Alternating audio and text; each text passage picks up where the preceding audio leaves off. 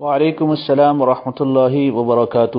جناب، آپ نے سوال کیا ہے کہ کچھ لوگ صاحب علم ہیں اور عوام میں ان کا مقام بھی ہے، پر ایسے حضرات حقہ پینے کا انہیں بہت شوق ہو گیا ہے جسے عوام الناس پسند نہیں کرتے۔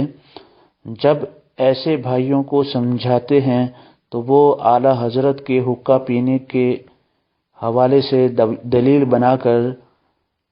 دلیل بنا دیتے ہیں کہ جب انہوں نے پیا تو ہم کیوں رکیں۔ تو اس کے حوالے سے آپ کچھ بتائیں۔ تو حقہ پینا یہ ناجائز اور حرام نہیں ہے۔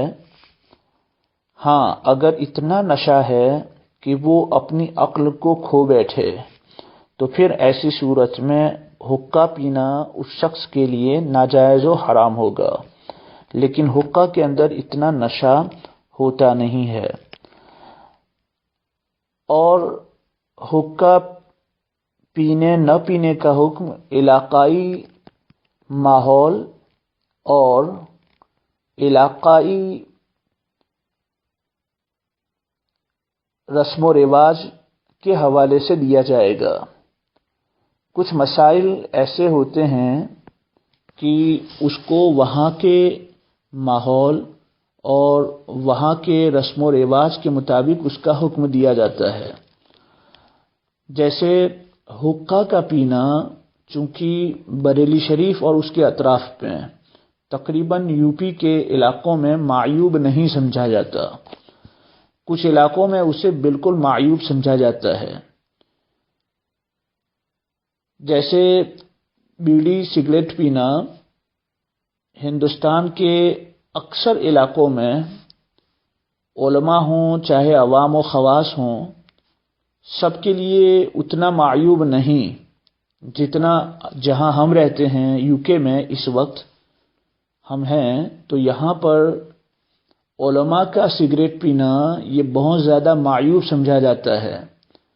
بلکہ بعض مقتدیوں کو دیکھا گیا ہے کہ جو ائمہ سگریٹ نوشی کرتے ہیں ان کی اقتداء میں نماز بھی نہیں پڑھتے۔ حالانکہ سگریٹ پینا یہ ناجائز اور حرام نہیں ہے، لیکن عوام میں یہاں خواص اور اخص الخواص جو حضرات ہوتے ہیں ان کے لیے تو بہت معیوب سمجھا جاتا ہے۔ تو ایسی صورت میں وہاں کے علاقائی ماحول کو دیکھ کر اس کا حکم لگایا جائے گا۔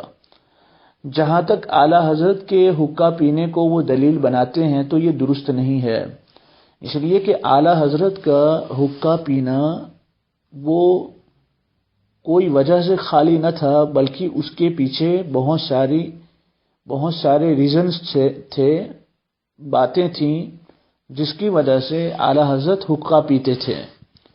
سب سے بڑی بنیادی بات یہ تھی کہ اعلیٰ حضرت تحریری کام کرتے تھے اور شب و روز آپ کا مشغلہ کتابیں لکھنے کا ہوتا تھا، تو باہر نکلنا پھر چلنا یہ آپ کے لیے بہت کم ہوتا تھا، اتنا موقع نہیں ملتا تھا، تو اس کی وجہ سے پیٹ کے اندر گیس ہو جاتا ہے۔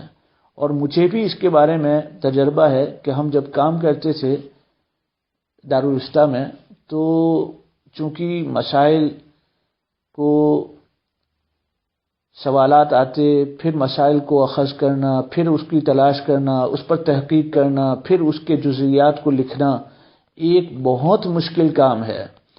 خطیب کا خطابت کر لینا آسان ہے، مدرس کا درس دے دینا آسان ہے، لیکن ایک مفتی کا فتویٰ لکھنا یہ بہت مشکل ترین کام ہوتا ہے۔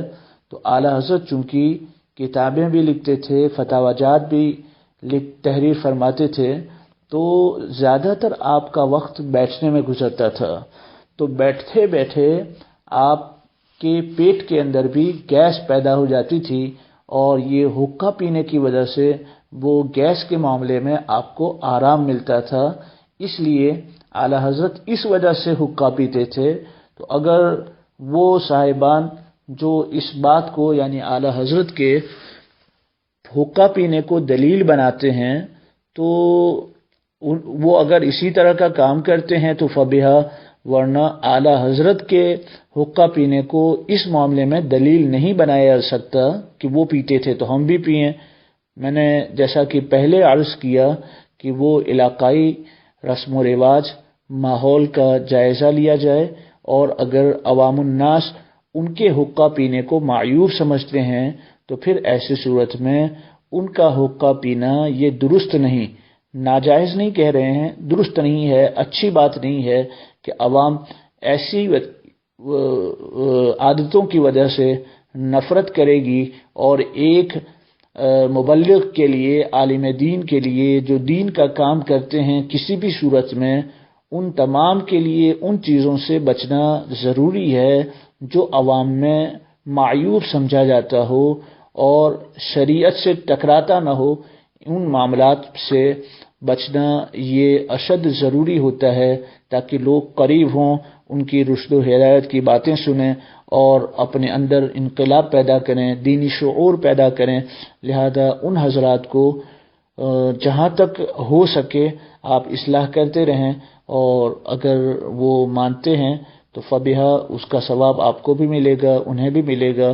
اللہ تبارک و تعالی ہمیں ہر نیک خصلت اپنے اندر پیدا کرنے کی توفیق عطا فرمائے۔ واللہ تعالی اعلم ورسولہ اعلم بالصواب۔